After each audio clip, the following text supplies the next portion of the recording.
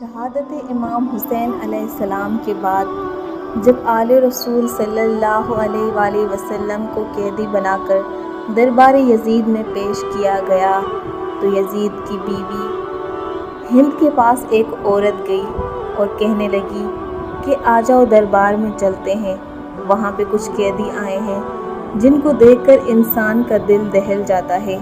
ہند نے اعلیٰ لباس زیب تن کیا اور دربار کی طرف چلی آئی، وہاں کرسی لگا کر بیٹھ گئی۔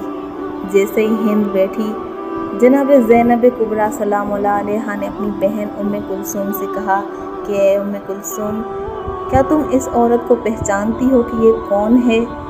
جناب ام کلثوم نے کہا کہ میں نہیں پہچانی۔ بیوی زینب نے کہا کہ یہ وہی عورت ہند ہے کہ جو ہم سے پردہ سیکھنے آیا کرتی تھی اور ہمارے گھر میں کام کاج کیا کرتی تھی۔ بیوی زینب نے دیکھا کہ ہند نے ایک چادر اوڑھی ہوئی ہے اور با پردہ ہے۔ بیوی زینب نے سوچا کہ جس کو ہم نے پردہ سکھایا تھا آج وہ نامحرموں کے مجمع میں با پردہ ہے اور ہم بے پردہ ہیں۔ یہ سوچ کر جناب زینب نے اپنے سر کو جھکا لیا اور اپنی نظروں کو جھکا لیا۔ ہند جناب زینب کی باتیں سن رہی تھی اور کہنے لگی کہ آپ دونوں رازدارانہ گفتگو کر رہے ہیں، کیا میں پوچھ سکتی ہوں کہ آپ کہاں سے ہیں؟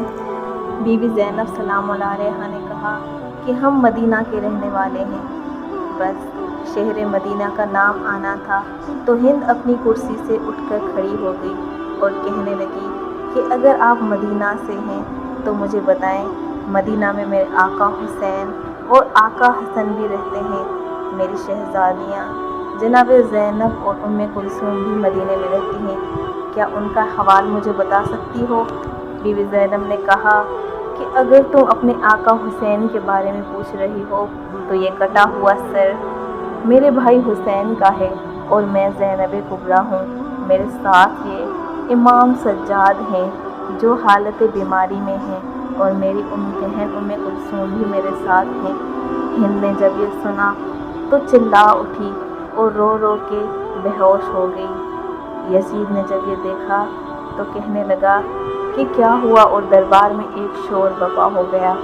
ہند نے اپنی چادر اتار کر پھینک دی، کہنے لگی کہ جب نبی کی نواسیاں بے پردہ ہیں تو مجھے یہ چادر پہننا زیب نہیں دیتا، میں نے جن سے پردہ کرنا سیکھا آج وہ میرے سامنے بے ردا ہیں۔ یزید نے جب اپنی بیوی کو ننگے سر دیکھا تو اسے چادر لا کر اڑا دی۔ اس کی بیوی ہند کہنے لگی کہ اگر میں نامحرموں کے مجمع میں بے پردہ آئی تو تمہاری غیرت جاگ اٹھی، لیکن اے بدبخت، تم نے نبی کی نواسیوں کو نامحرموں کے مجمع میں بے پردہ کھڑا کیا ہوا ہے۔ یہ وہی شہزادیاں ہیں جن کے گھر میں میں کام کیا کرتی تھی اور جن سے میں نے پردہ کرنا سیکھا، آج وہ بے ردا ہیں، اللہ تم پر لعنت کرے۔ بیوی زینب نے ہند سے کہا کہ خاموش ہو جاؤ، ہم نہیں چاہتے کہ ہماری وجہ سے تمہارے لیے کوئی مسئلہ بنے یا تم پر کوئی مصیبت نازل ہو۔ ہند بیوی زینب سلام اللہ علیہا کے کہنے پر خاموش ہو گئی اور دربار سے چلی گئی۔